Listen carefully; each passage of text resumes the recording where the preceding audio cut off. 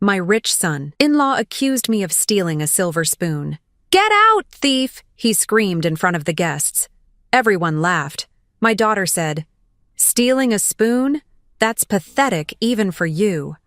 Out of nowhere, a mysterious Arab sheikh stepped forward, grabbed my son-in-law by the neck, and said 3 words that made the whole room go silent. "I'm glad to have you here. Follow my story until the end and comment the city you're watching from, so I can see how far my story has reached." My name is Ada, and at 61 years old, I thought I had experienced every kind of heartbreak life could offer. I was wrong. The invitation came on a Tuesday, handwritten on cream-colored paper that probably cost more than my weekly grocery budget. "Mother," it read in Emery's perfect script, "Eli and I would be delighted if you joined us for dinner this Saturday, 7 o'clock sharp. Please dress appropriately." The last line stung, but I ignored it. My daughter hadn't invited me to their Beacon Hill mansion in over 8 months, not since the incident at Easter when I accidentally used the wrong fork for the salad course. Eli had made such a scene about proper etiquette that I'd excused myself early, claiming a headache that wasn't entirely false. But this felt different. Maybe Emery was finally ready to bridge the gap that had been widening between us since she married Eli 3 years ago. Maybe she missed her mother. I spent Thursday afternoon at Goodwill, searching through the racks for something that might pass for appropriate in Eli's world. My hands lingered on a navy blue dress with small pearl buttons. It was my size and only had one tiny stain near the hem that I could probably cover with my old black cardigan. $12.50. It would have to do. Saturday evening arrived with an October chill that seemed to seep into my bones. I stood outside their mansion, checking my reflection in the brass doorplate one more time. The house loomed above me, 3 stories of red brick and pristine white trim, with windows that glowed like golden eyes in the darkness. Through the glass, I could see figures moving in elegant silhouettes. Emery's dinner guests were already arriving. I pressed the doorbell and waited, smoothing down my cardigan and trying to ignore the way my stomach twisted with anxiety. The door opened to reveal James, their butler, whose expression remained carefully neutral as he took my worn coat. "Mrs. Patterson," he said with a slight nod. "They're expecting you in the dining room." The hallway stretched before me, all marble floors and crystal chandeliers that cast rainbow patterns on the walls. My footsteps echoed despite my efforts to walk quietly, and I found myself gripping my small purse tighter as I approached the dining room doorway. "Mother!" Emery's voice rang out, though her smile seemed forced. She glided toward me in a stunning emerald dress that probably cost more than my monthly rent of $450. "You made it, and you look nice." The pause before nice lasted just long enough to sting. Eli appeared beside her, tall and imposing in his tailored suit, his salt and pepper hair perfectly styled. "Ada," he said, not bothering to hide his once-over glance that clearly found me wanting. "How modest of you to join us." The dining room was filled with their usual crowd, wealthy couples from the country club, business associates, people whose names I could never quite remember but whose judgmental stares I recognized immediately. They looked up from their cocktails with polite but distant smiles, the kind reserved for unwelcome relatives at family gatherings. "Everyone, you remember my mother," Emery announced, though her tone suggested she wished they didn't have to. I managed hellos and handshakes, feeling increasingly out of place as the conversation turned to stock portfolios, European vacations, and renovations on summer homes. I found myself seated at the far end of the table, next to Mrs. Whitmore, who spent most of dinner discussing her poodle's grooming schedule. The meal was exquisite, of course. Multiple courses arrived in perfect succession, each more elaborate than the last. I tried to follow Emery's subtle cues about which utensil to use when, remembering the Easter disaster all too clearly. By the time dessert arrived, some sort of chocolate creation with gold leaf that probably cost more than my weekly grocery budget, I was beginning to relax. That's when it happened. As James began clearing the dinner plates, Eli suddenly stood up, his chair scraping against the hardwood floor. The entire table fell silent as his face darkened with rage. "Stop right there," he commanded, his voice cutting through the quiet like a blade. All eyes turned toward him, then followed his pointing finger directly to me. My blood turned to ice as I realized what he was staring at. "Check her purse," Eli said, his voice deadly calm. "Check it now." "Eli, what are you talking about?" Emery asked, but I could hear the uncertainty creeping into her voice. "Your mother," he said, his words dripping with disgust, "has stolen one of our antique silver spoons. I saw her slip it into her purse when she thought no one was looking." The room erupted in gasps and murmurs. I felt my face burn with shame and confusion as every pair of eyes turned to stare at me like I was some common criminal caught in the act. "That's not true," I whispered, my voice barely audible over the pounding of my heart. "I would never." "Open your purse," Eli demanded, moving around the table toward me like a predator stalking its prey. "Show everyone what you've taken." My hands shook as I fumbled with the clasp of my small black purse, the same one I'd carried for the past 5 years. I knew there was nothing in there except my wallet, keys, and a small pack of tissues. But the way everyone was staring at me made me doubt my own memory. The silver spoon tumbled out onto my lap with a soft clink that sounded like a gunshot in the silence. I stared at it in shock, my mind reeling. How did it get there? When did it— "Get out, thief!" Eli roared, his face flushed with righteous anger. "Get out of my house this instant!" The laughter started small, just a few snickers from the guests, but it grew until the entire room was filled with the sound of people enjoying my humiliation. Mrs. Whitmore actually clapped her hands together in delight, as if she'd just witnessed the most entertaining dinner theater performance of her life. "Stealing a spoon?" Someone whispered loudly enough for everyone to hear. "At her age? How desperate can you get?" But it was Emery's voice that shattered what was left of my heart. "That's pathetic. Even for you, Mother." My daughter stood there, her face a mask of cold disappointment, not even trying to defend me or question how the spoon had appeared in my purse. In her eyes, I saw not surprise, but confirmation of every low opinion she'd apparently held about me for years. "Emery," I pleaded, standing on shaking legs. "You have to believe me. I didn't—" "Don't make this worse than it already is," she said, turning away from me as if she couldn't bear to look. "Just go." Eli advanced on me, his hand raised as if he might physically remove me himself, when a voice cut through the chaos like steel through silk. "That will be quite enough." The accent was unmistakably foreign, cultured and commanding in a way that made everyone freeze mid-laugh. I turned to see a man I hadn't noticed before, tall and distinguished with silver threading through his dark hair and eyes like polished onyx. He wore an expensive suit that somehow managed to make Eli's look cheap by comparison, and there was something about the way he held himself that spoke of absolute authority. He moved through the room with fluid grace, the dinner guests parting before him like he was royalty. His dark eyes never left Eli's face as he approached, and I watched my son-in-law's arrogant expression slowly transform into something that looked remarkably like fear. The stranger stopped directly in front of Eli, so close they were almost touching. The room held its collective breath as he leaned in and whispered something in Eli's ear. Just 3 words, spoken so quietly that only Eli could hear them. The effect was immediate and dramatic.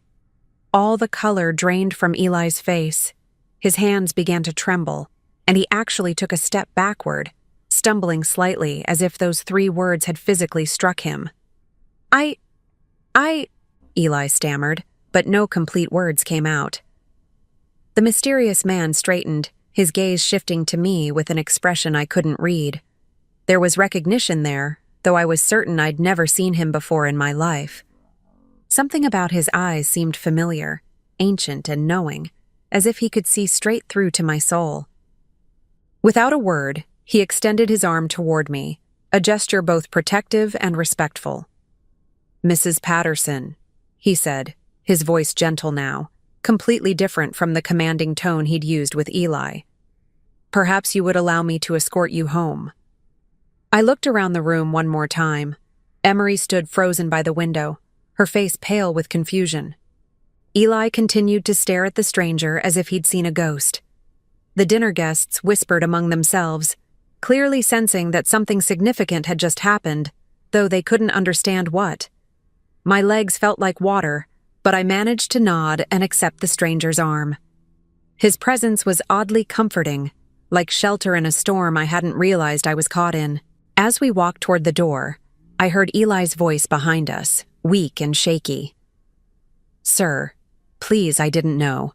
If I had realized who she was." But the stranger didn't acknowledge him. He simply guided me through the marble hallway, past the crystal chandeliers, and out into the October night where a sleek black car waited at the curb. The leather seats of the car were softer than anything I'd ever touched, and the silence inside felt like a protective cocoon after the nightmare I'd just escaped. My mysterious rescuer sat beside me, his presence both reassuring and deeply puzzling as his driver navigated the narrow streets of Beacon Hill. I couldn't stop shaking. Not from the cold, but from the shock of what had just happened. The humiliation was still fresh, burning in my chest like acid. But worse than the embarrassment was the look on Emery's face. That cold disappointment, as if she'd been waiting her whole life for me to finally prove what a failure I was. "I didn't steal that spoon," I whispered, my voice barely audible over the gentle hum of the engine. I needed someone to believe me, even if it was a complete stranger. The man turned to face me, and in the soft glow of the streetlights passing by, I could see kindness in his dark eyes.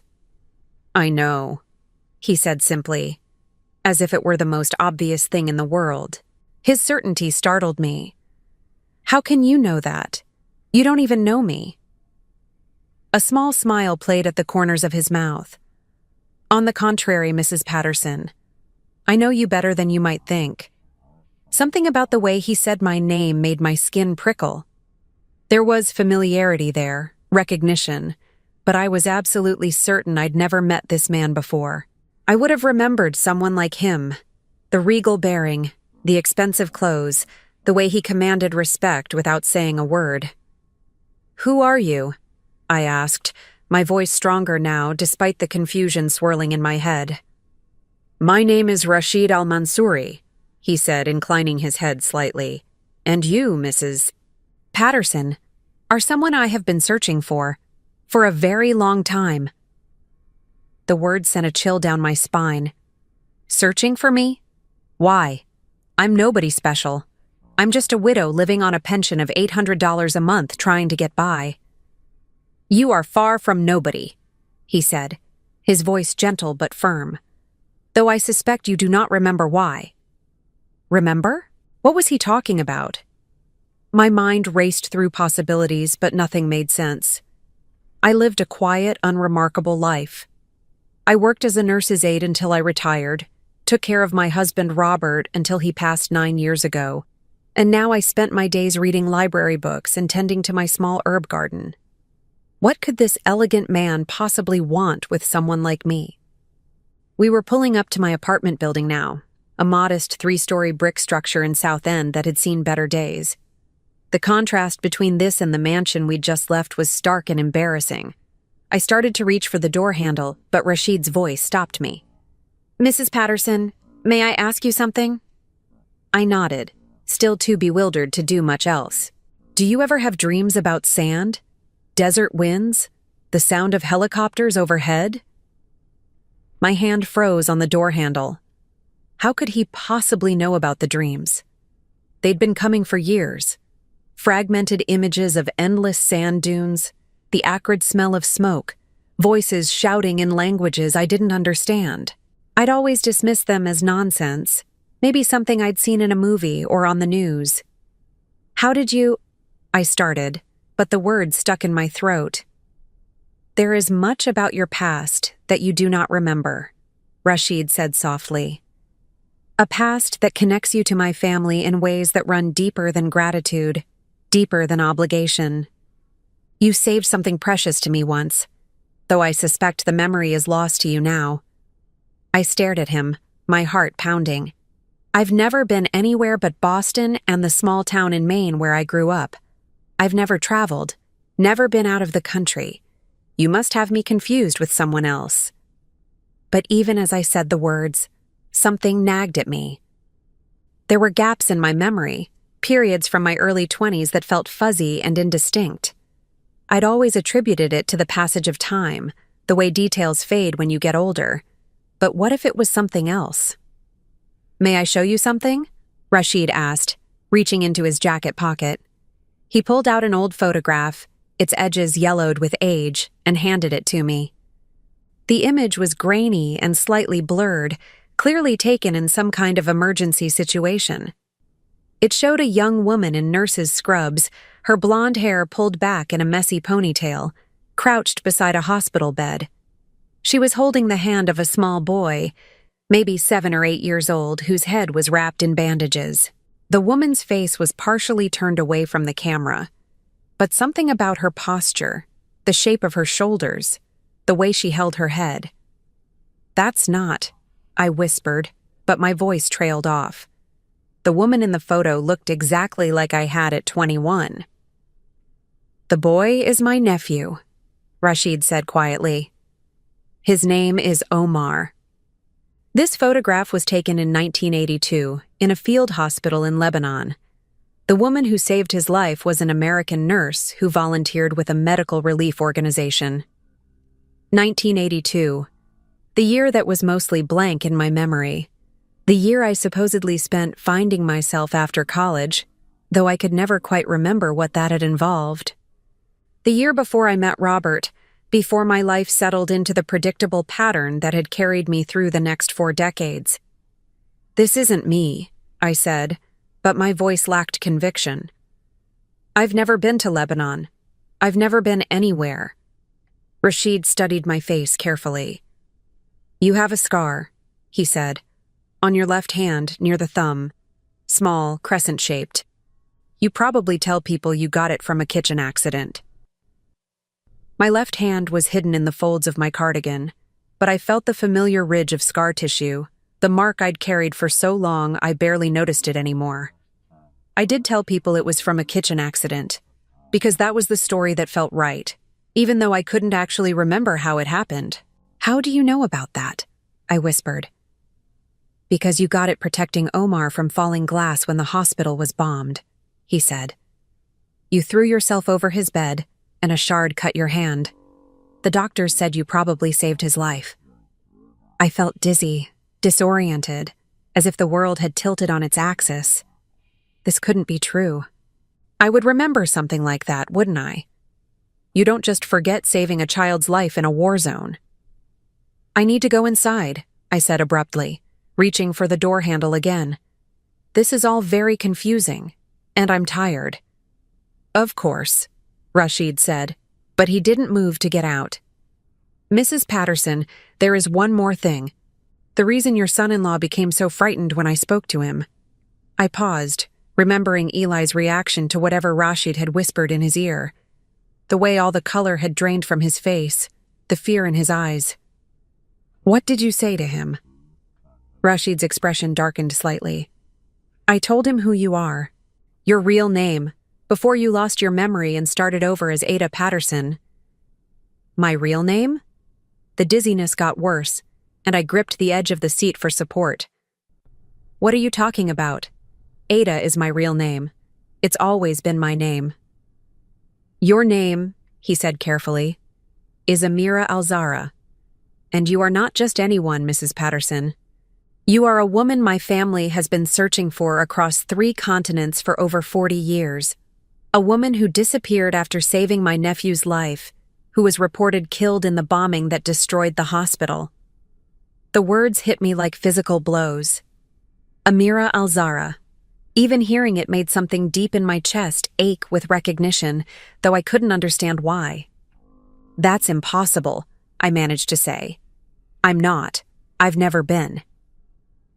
But the dreams flooded back suddenly. Not just images now, but sounds and smells and emotions. the weight of a small child's hand in mine, the acrid smoke that burned my throat, voices calling a name that might have been Amira, might have been mine.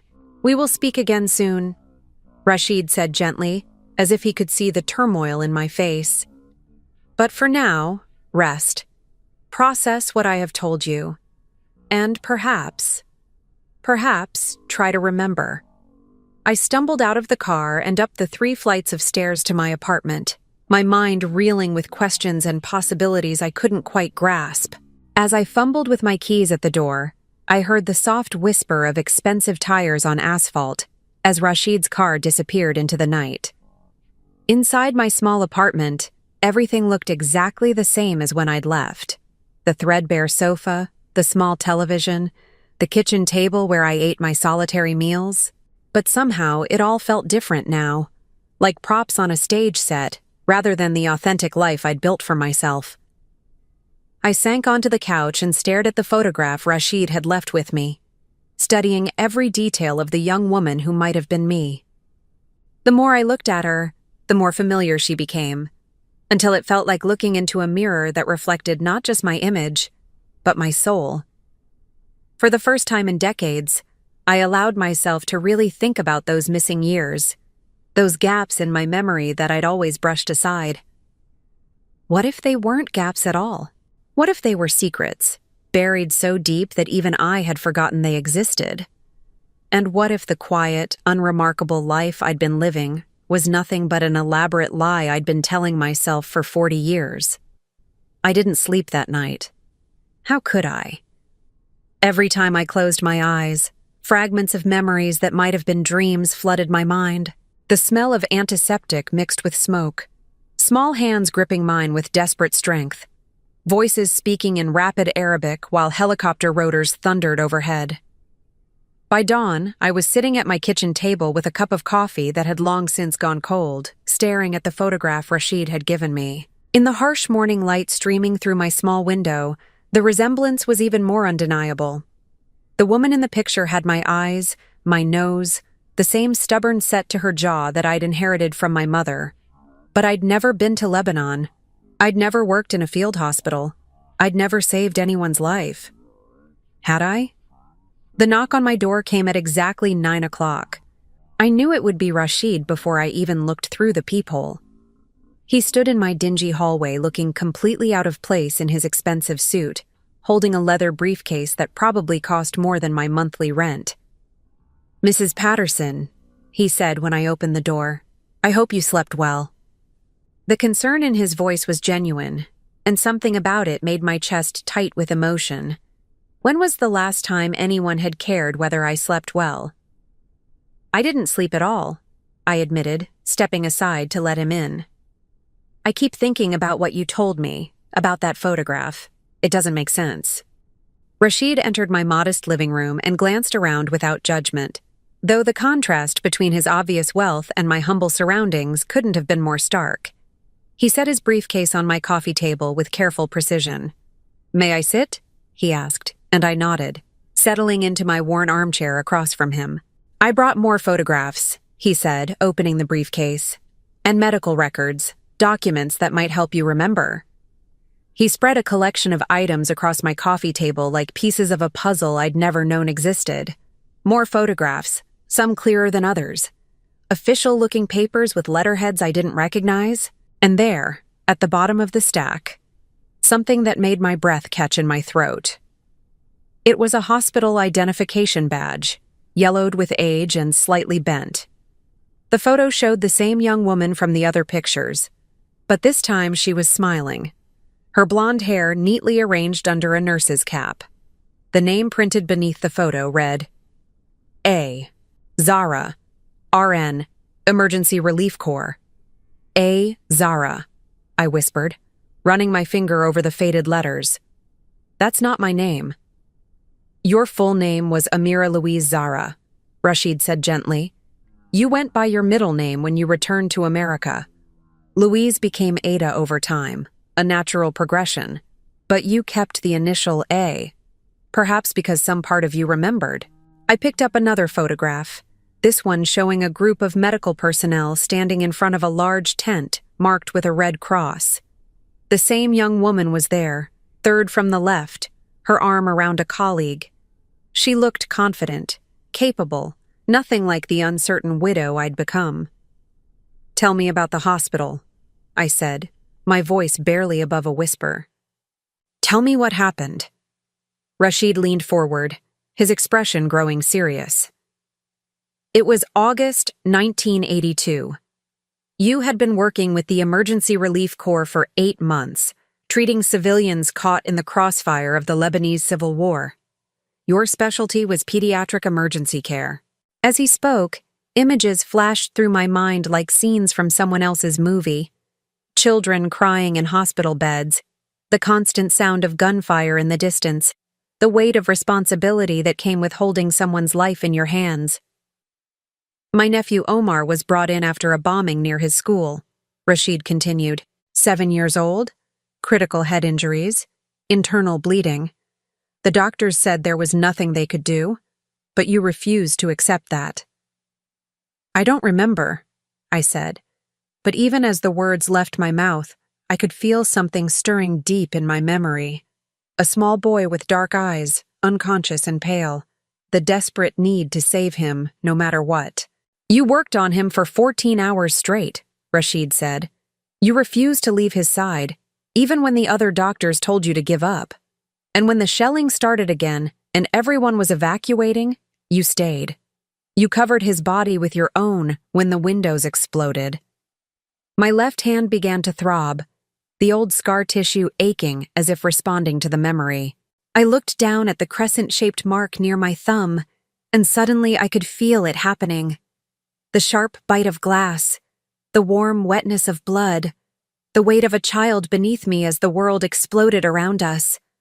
"Oh my God," I breathed, the memory hitting me with the force of a physical blow. "Omar."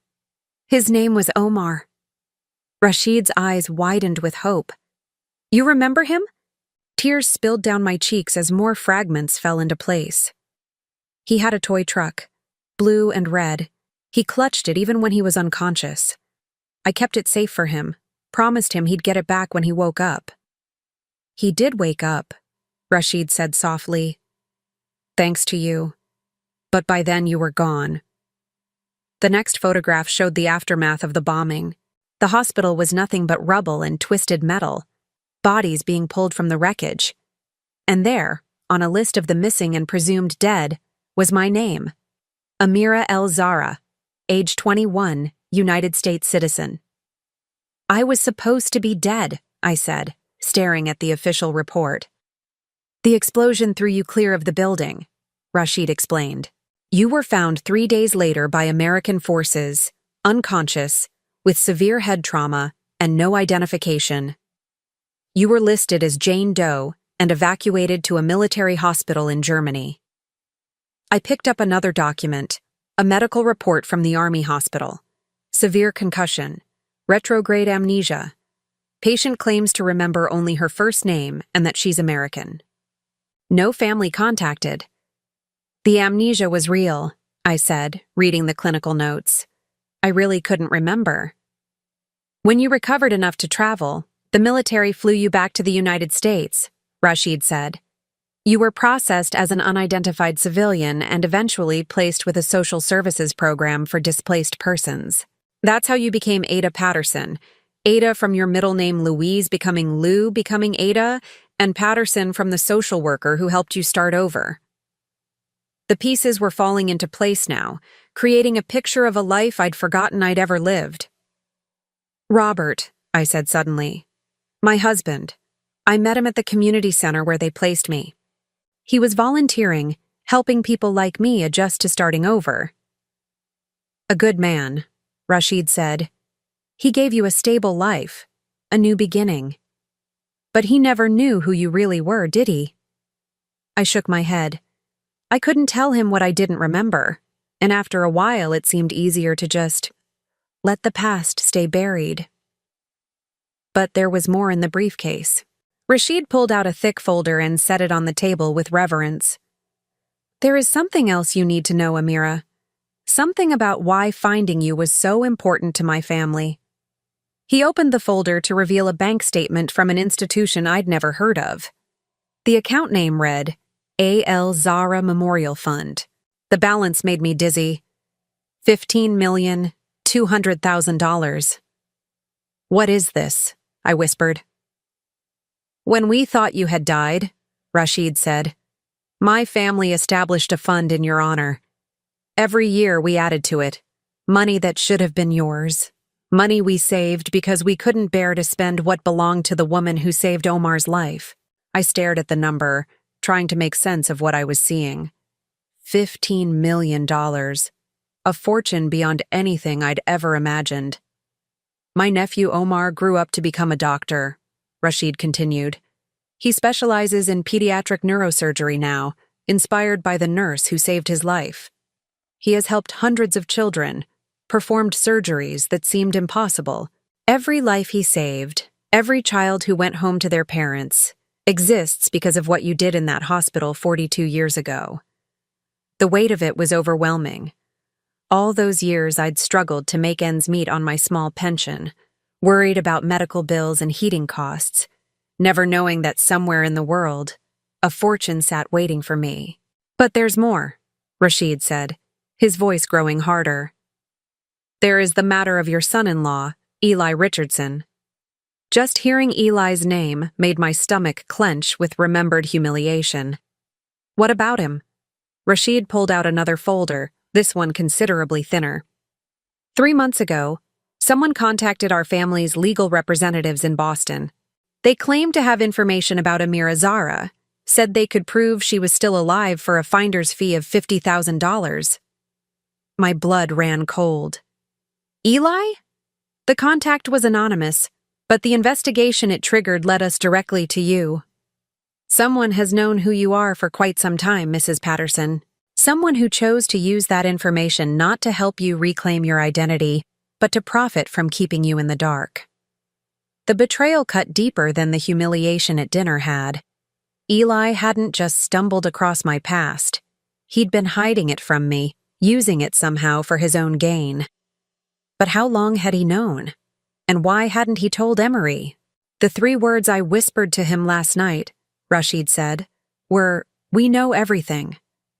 I wanted him to understand that his game was over, that we had found you despite his attempts to control the situation. I felt sick, remembering the fear in Eli's eyes when Rashid had confronted him. He set me up last night, didn't he? The spoon in my purse. I believe so, Rashid said, though proving it would be difficult. What matters now is that you know the truth about who you are and what is rightfully yours. I looked around my tiny apartment with new eyes. The second-hand furniture, the kitchen where I counted every penny, the stack of bills on my counter that I juggled each month like a complicated puzzle. All of it unnecessary. All these years of struggle, when I could have been living with dignity. But more than the money, it was the knowledge that my life had mattered that shook me to my core. I wasn't just a failed mother who'd disappointed her daughter. I was someone who had saved lives, who had made a difference in the world. What happens now? I asked. Rashid smiled, the first truly warm expression I'd seen from him. Now, Amira Louise Zara, you reclaim your life. All of it. The money, the recognition, the respect that was always yours, but was stolen from you by circumstances and by people who should have protected you instead of exploiting you. He stood and moved toward the door, then paused. There is one more thing. Omar? He is a grown man now, 49 years old, with children of his own, but he has never forgotten the American nurse who saved his life. He would very much like to meet you again, when you are ready. After Rashid left, I sat alone with the photographs and documents spread before me like pieces of my reclaimed identity. The woman in those pictures wasn't a failure or a disappointment. She was a hero who had lost herself and spent 40 years trying to find her way home. The question now was, what was I going to do about it? 3 days after Rashid's revelation, I found myself sitting in the most expensive law office I'd ever seen. Floor-to-ceiling windows offered a panoramic view of Boston Harbor, and the mahogany conference table was larger than my entire living room. But what struck me most was how different I felt sitting there. Not like the poor widow who'd been humiliated at her daughter's dinner party, but like someone who belonged in rooms like this. Rashid sat across from me, along with 2 lawyers who'd flown in from New York specifically to handle my case. The mountain of documents between us told a story that grew more disturbing with each page. "The timeline is quite clear," said Margaret Chen, the lead attorney. "Mr. Richardson first contacted our investigative firm in March of this year. He claimed to have discovered through genealogy research that his mother-in-law might be connected to a missing person case involving our clients. I felt nauseous. March. That was 7 months ago, just after Emery had mentioned in passing that I'd been acting forgetful lately and maybe should see a doctor about my memory. I'd brushed off her concern, not realizing it had triggered something in Eli's mind. He specifically asked about any reward money for information leading to your whereabouts," Margaret continued. "When we told him there was no reward, but that we would be grateful for any legitimate information, he became evasive." Rashid leaned forward, his expression darkening. "Tell her about the blackmail attempt." The second lawyer, a thin man named David Pratt, opened another folder. "In May, Mr. Richardson contacted us again. This time he claimed you were suffering from dementia and would need significant medical care. He suggested that any family assets or inheritance might be better managed through a trust, with him as the designated guardian." My hands clenched in my lap. Eli had been planning to have me declared incompetent, to steal not just my identity, but my mental capacity as well. "He had no legal standing to make such a claim," Margaret said quickly. "But he seemed to believe that once we confirmed your identity, there would be significant financial benefits that he could control through your daughter." "Show her the recordings," Rashid said quietly. David pulled out a small device and set it on the table. "Mr. Richardson didn't know that our initial phone calls were recorded as part of our standard security procedures.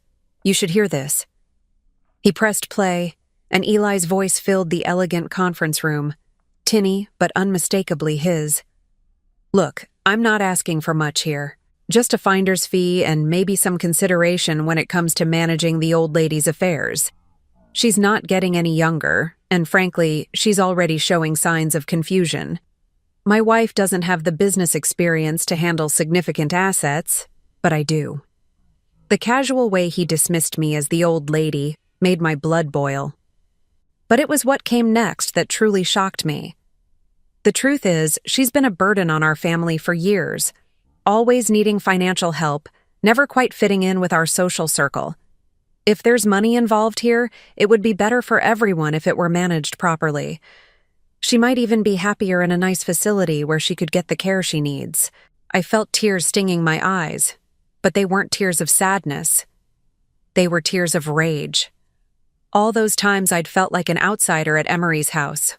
All those subtle comments about my clothes or my mannerisms. Eli had been laying groundwork, making me seem incompetent and burdensome. "There's more," David said, his voice gentle but firm. "This recording is from July." Eli's voice again, but this time more agitated. "You're taking too long with this investigation. I need to know what we're dealing with here. My mother-in-law is starting to ask questions about her past, talking about strange dreams. If she remembers something before you people get involved officially, it could complicate things." Margaret paused the recording. That's when we knew something was wrong. Legitimate family members don't typically worry about the subject of an investigation remembering their own past. "What did you do?" I asked, my voice hoarse with emotion. "We accelerated our investigation," Rashid said, "and we started watching your family more closely. We needed to understand what kind of people we were dealing with before we approached you."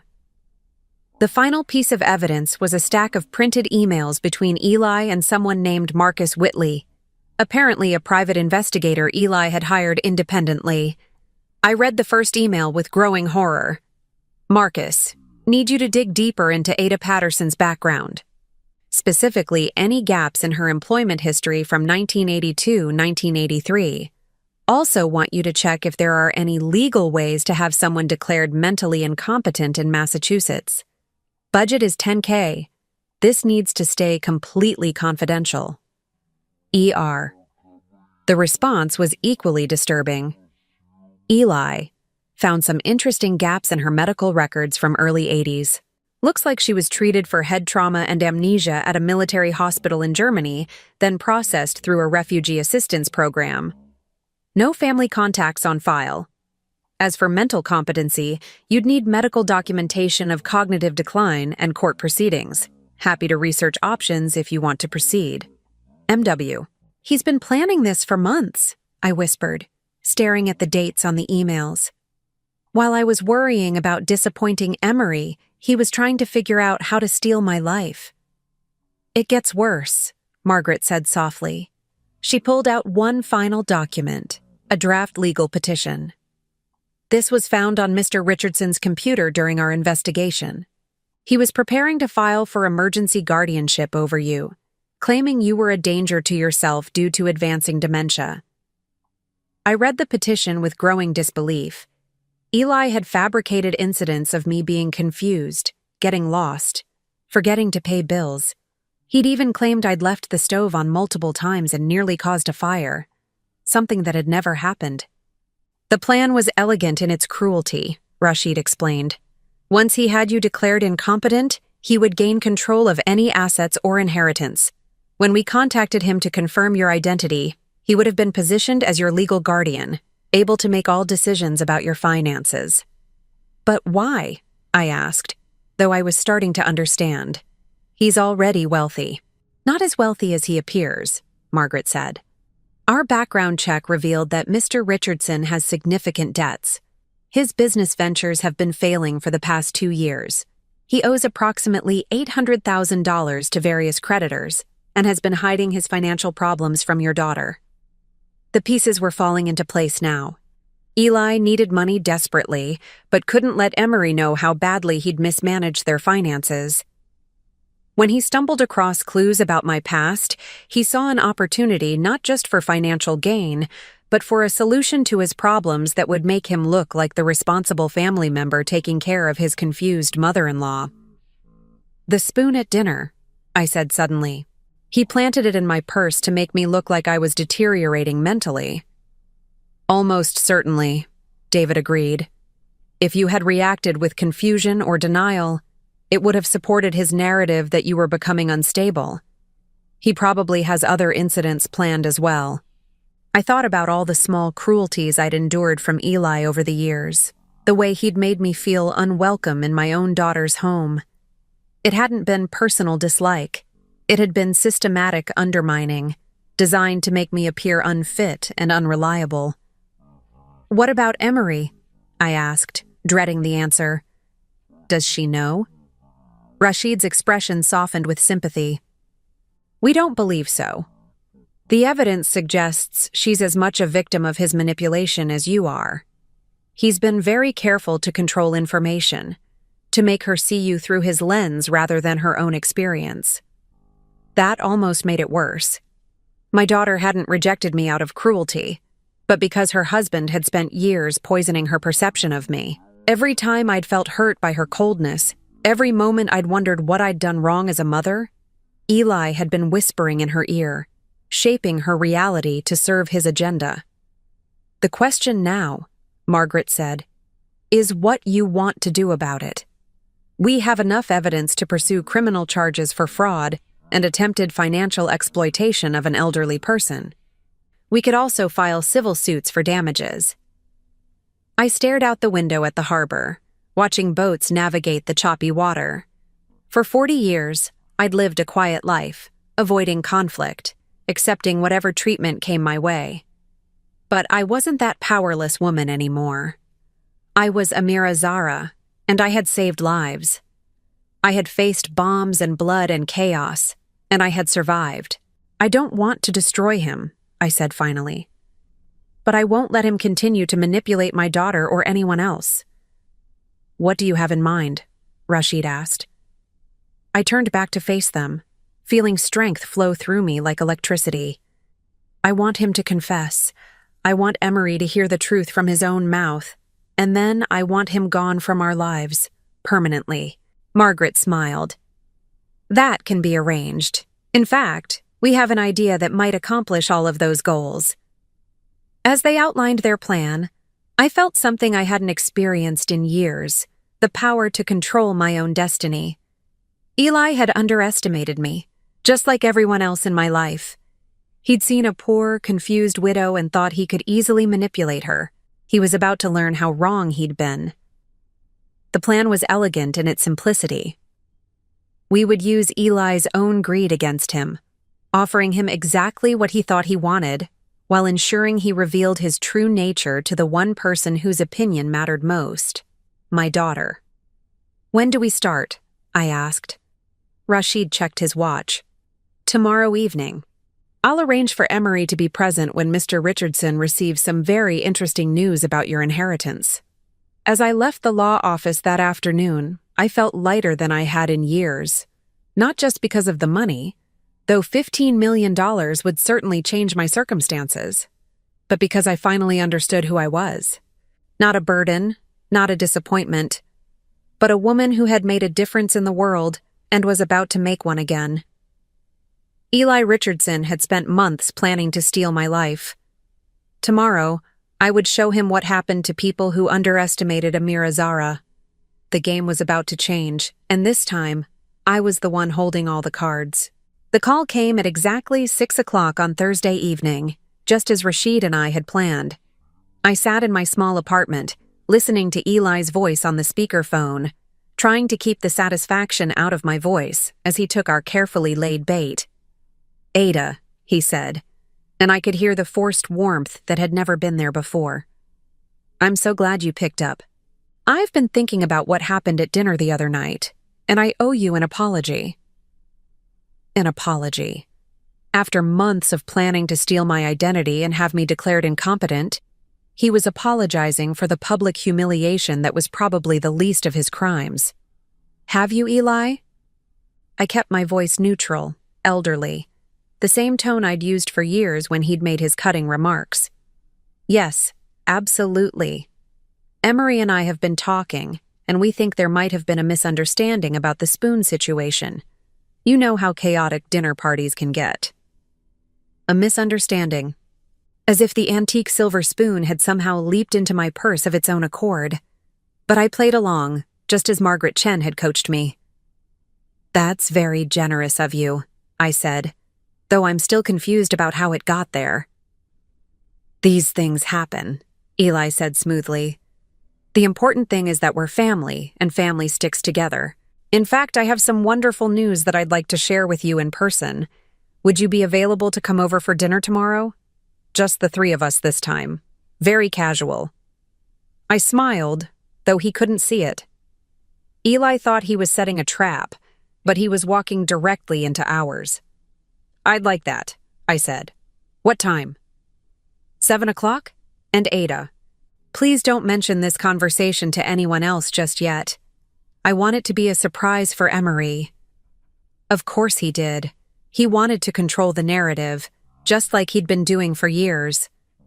After I hung up, I looked at Rashid, who had been listening from my kitchen. He took the bait completely. "The greed made him predictable," Rashid said. "Now comes the difficult part." The difficult part was what we had planned for Friday evening. Margaret and David would be waiting in a van outside Emery's house, recording everything through the wire I'd be wearing. At precisely 7:30, Rashid would arrive at the door with documents that would force Eli to reveal his true intentions. But first, I had something else to do. Friday afternoon, I drove to the boutique in Back Bay that Margaret had recommended. The sales associate, a woman about Emery's age named Sarah, looked surprised when I walked in wearing my usual thrift store cardigan and sensible shoes.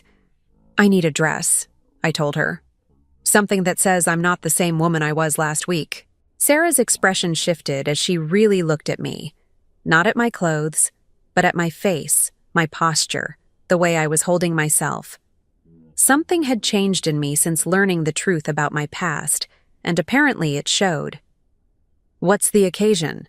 she asked. "I'm reclaiming my life," I said simply. An hour later, I left the boutique wearing a navy blue dress that actually fit properly, with a matching jacket that made me look competent and elegant. The total cost was $450, exactly what I paid in rent each month, but it was worth every penny to see the respect in Sarah's eyes when I tried it on. I also stopped at a salon, where they styled my hair in a way that emphasized my cheekbones and made me look 10 years younger. By the time I arrived at Emery's house Friday evening, I looked like the successful woman I was about to become, not the poor relative they'd grown accustomed to pitying. Emery answered the door, and her expression told me everything. She almost didn't recognize me. "Mother?" she said, blinking in surprise. "You look different." "I feel different," I said, stepping into the marble foyer that had intimidated me just a week ago. Tonight it felt like any other room. Eli appeared from the living room, clearly expecting the same dowdy widow who'd been humiliated at his dinner party. When he saw me, his smile faltered for just a moment before he recovered. "Ada, you look lovely," he said, but I could hear the question in his voice. Where had I gotten the money for new clothes? What had changed? "Thank you," I said simply, following them into the dining room where James had set the table for 3. Dinner was an elaborate affair, much more formal than Eli had promised over the phone. He'd clearly wanted to impress me, to butter me up for whatever he was planning to reveal. The irony wasn't lost on me. Here he was, trying to manipulate me with kindness after months of subtle cruelty. "So," Eli said as James served the main course. "I mentioned I had some news to share." I nodded, cutting into my salmon with deliberate care. Under my dress, the small recording device Margaret had given me captured every word. "As you know, I have some contacts in the financial world," Eli continued. "Well, one of them reached out to me recently with some very interesting information about your background." Emery looked puzzled. "What kind of information?" Eli smiled, the expression of a man who thought he was about to win the lottery. "It seems our Ada here might be entitled to some kind of inheritance or settlement from overseas. Something related to her work as a young woman." "I never worked overseas," I said, playing my part perfectly. "I've never even been outside the country." "Well, that's where it gets interesting," Eli said, his excitement building. "My contact thinks you might have forgotten some things due to, well, your age and everything, memory issues. But if we can establish your identity properly, there could be significant money involved." Emery frowned. "Memory issues? Mother doesn't have memory issues." But Eli was too focused on what he saw as his prize to notice her defensive tone.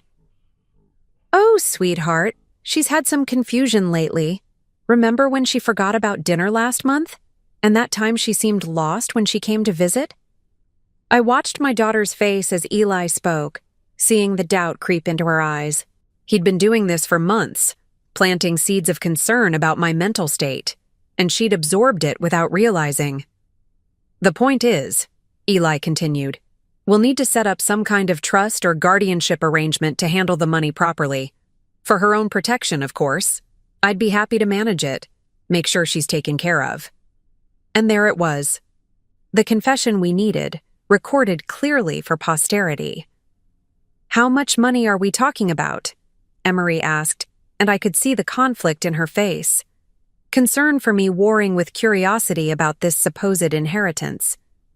"My contact estimates it could be anywhere from $5 to $15 million, Eli said, unable to keep the greed out of his voice. "Maybe more." Emery's fork clattered against her plate.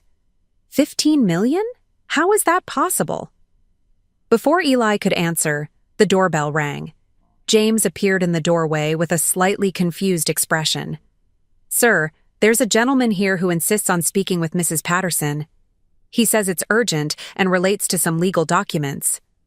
Eli's face went white. This wasn't part of his plan. "Show him in," I said calmly, before Eli could object. Rashid entered the dining room carrying a leather briefcase, looking every inch the powerful international businessman. He nodded politely to Emery and completely ignored Eli. "Mrs. Patterson," he said formally, "I apologize for interrupting your dinner, but there are some documents that require your immediate attention." "What documents?" Eli demanded, his voice tight with panic. Rashid finally looked at him, and the contempt in his eyes was unmistakable.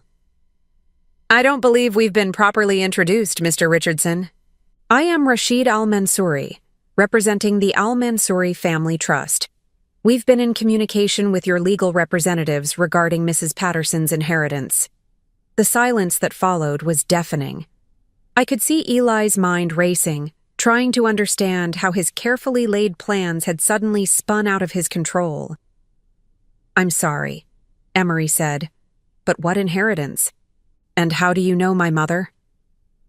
Rashid opened his briefcase and pulled out a stack of photographs, the same ones he'd shown me earlier.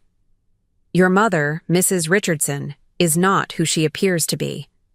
Her real name is Amira Zara, and 42 years ago she saved the life of my nephew in a field hospital in Lebanon." He spread the photographs across the dining table, and I watched Emery's face as she recognized the young woman in the pictures. "That's you," she whispered, looking at me with wide eyes. "But you've never been to Lebanon. You've never left the country." "Your mother suffered severe amnesia after a bombing," Rashid explained. "She lost all memory of her previous life and was processed through a refugee assistance program under a false identity. We've been searching for her for 4 decades. Eli found his voice, though it came out strangled. "How did you find her?" Rashid's smile was cold as winter. "Someone contacted our investigators claiming to have information about Amira Zara's whereabouts. Someone who demanded $50,000 for that information and suggested that Mrs. Patterson might need a guardian to manage any inheritance she might receive." The color drained from Eli's face completely. Emery looked between her husband and Rashid, understanding beginning to dawn. "Eli?" she said slowly. "What is he talking about?"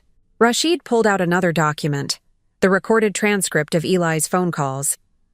"Perhaps Mr. Richardson would like to explain how he discovered your mother's true identity and why he chose to keep it secret while planning to have her declared mentally incompetent."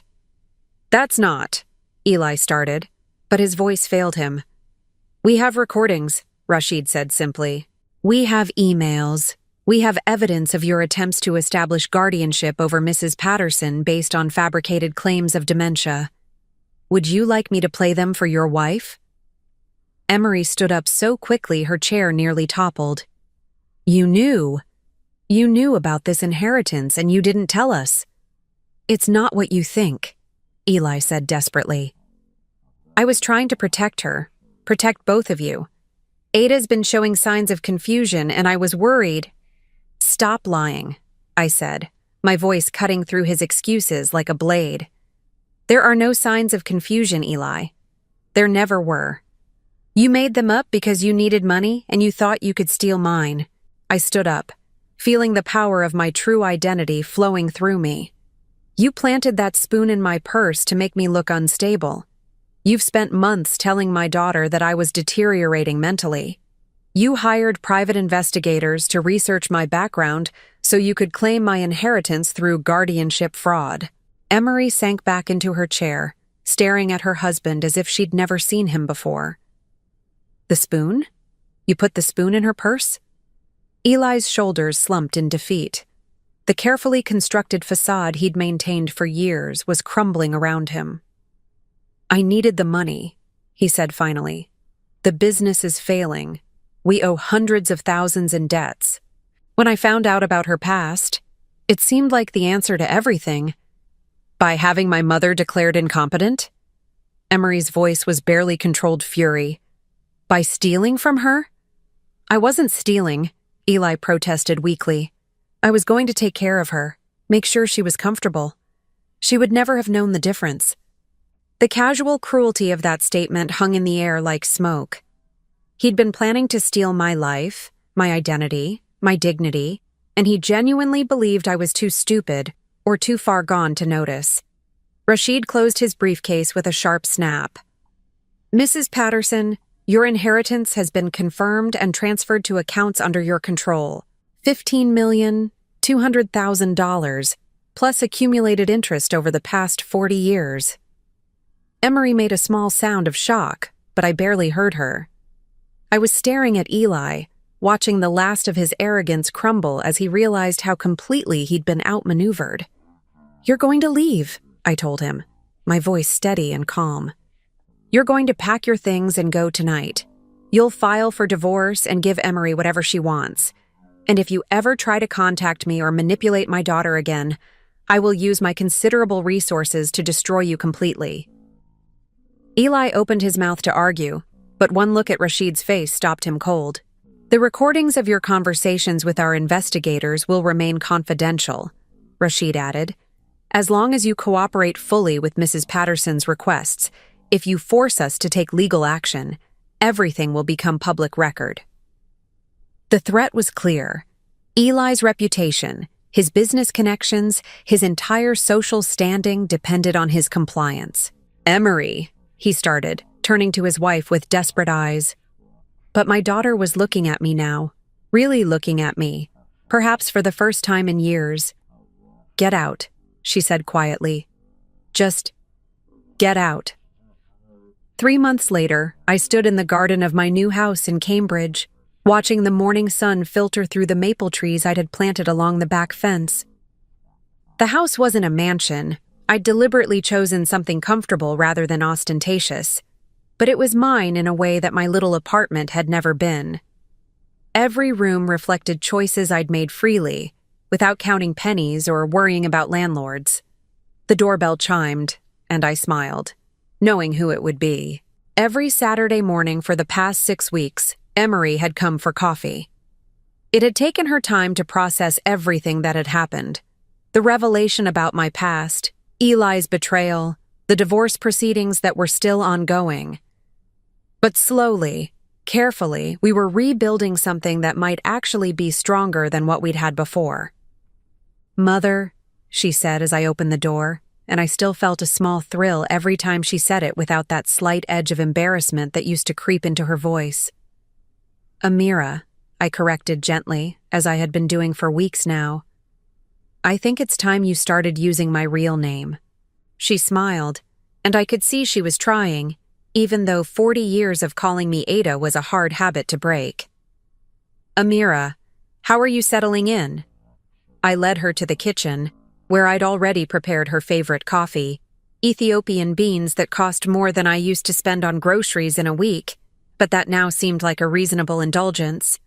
The kitchen was spacious but warm, with windows that looked out onto the garden where I'd started growing herbs again, something I'd forgotten I loved until I had the space to remember.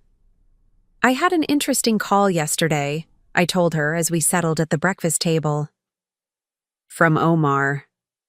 Emery's expression brightened. Over the past months, she'd heard me talk about Dr. Omar al-Mansouri, the little boy whose life I'd saved and who was now one of Boston's most respected pediatric neurosurgeons. She'd even met him briefly when he'd flown in from Chicago to see me last month. "What did he say?" "He wants me to speak at a medical conference next year, about trauma nursing in conflict zones." I paused, still getting used to the idea that my experiences were worth sharing. "He thinks my perspective might help young doctors understand the importance of never giving up on a patient." For so many years, I'd thought of myself as someone who'd failed at the important things: marriage, motherhood, making a difference in the world. Learning that I'd actually saved lives, that my work had mattered enough for someone to spend 40 years trying to find me, had changed something fundamental in how I saw myself. "Will you do it?" Emery asked. "I think I will," I said. "It feels important to honor that part of my life, the part I lost for so long."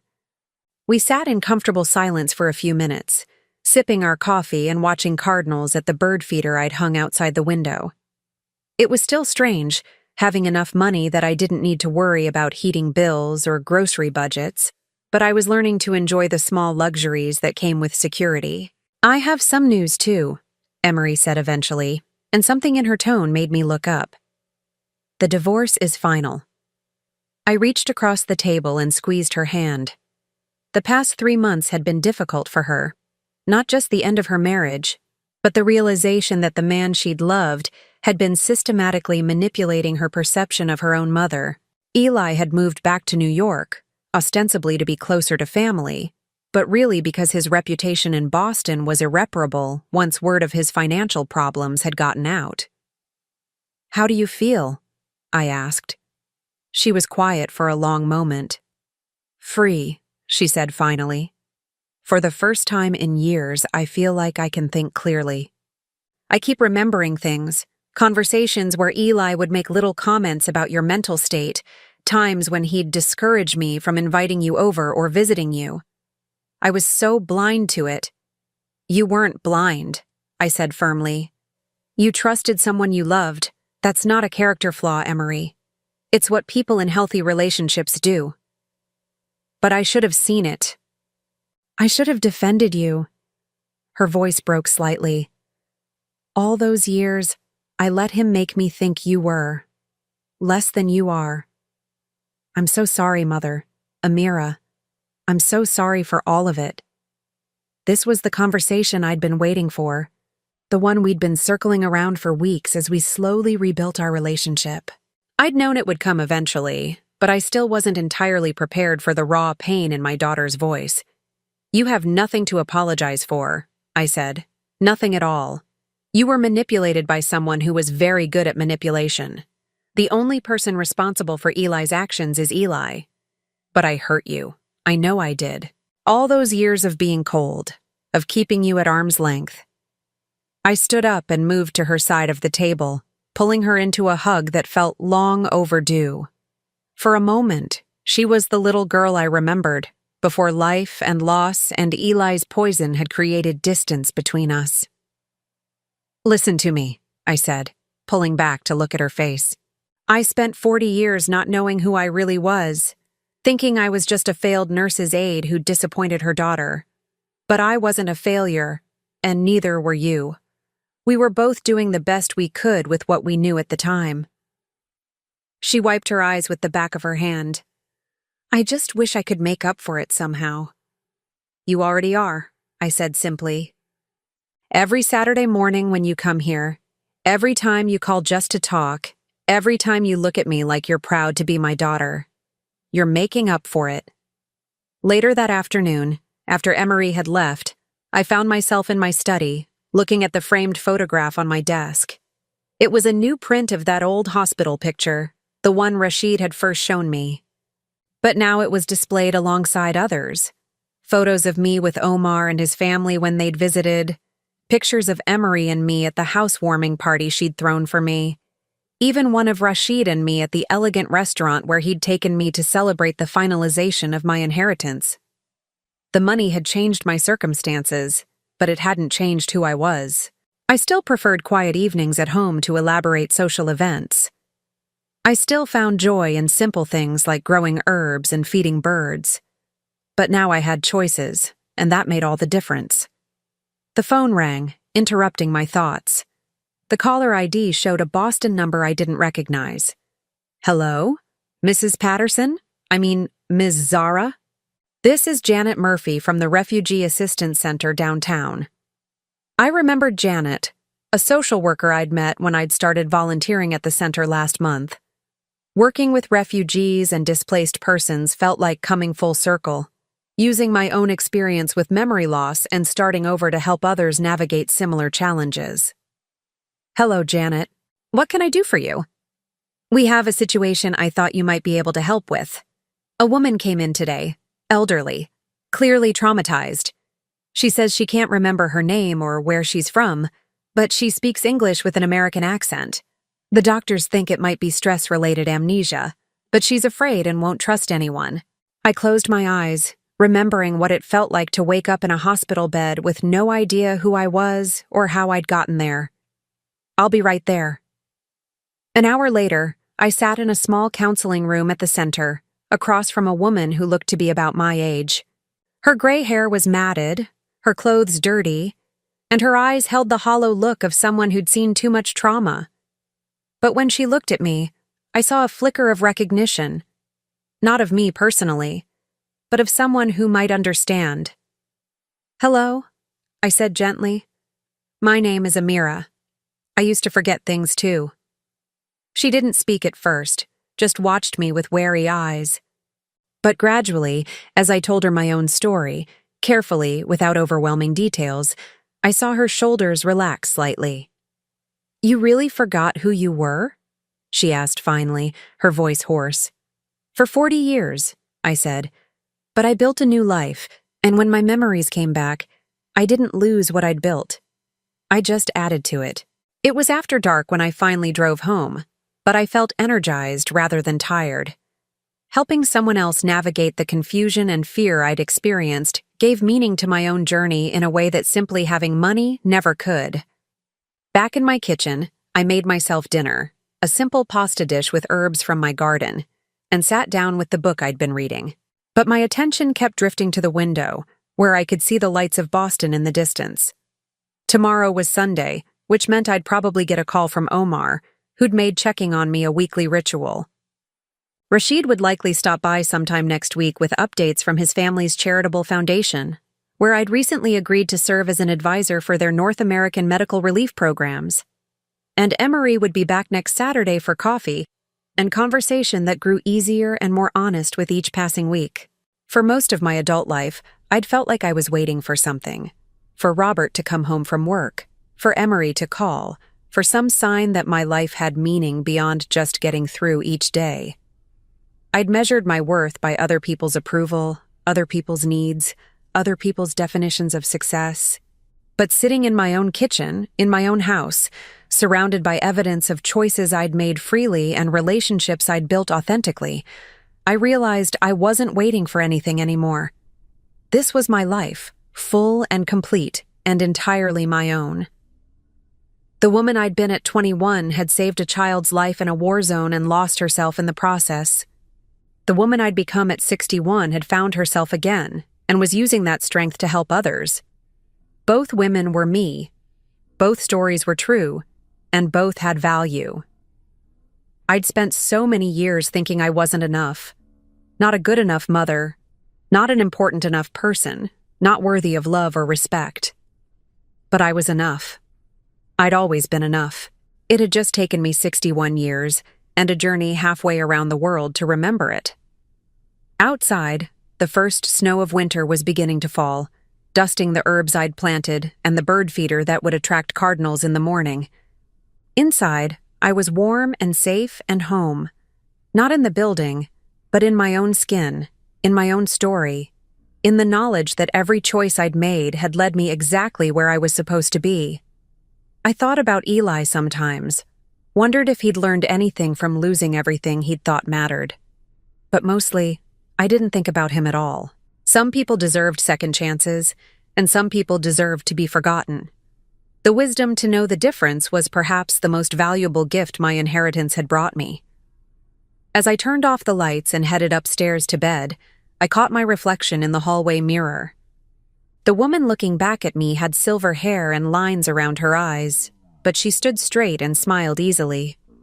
She looked like someone who'd lived fully, who'd faced challenges and survived them, who'd found her way home after a very long journey. She looked like Amira Zara. She looked like me. Now I'm curious about you who listened to my story. What would you do if you were in my place? Have you ever been through something similar? Comment below. And meanwhile, I'm leaving on the final screen 2 other stories that are channel favorites, and they will definitely surprise you. Thank you for watching until here.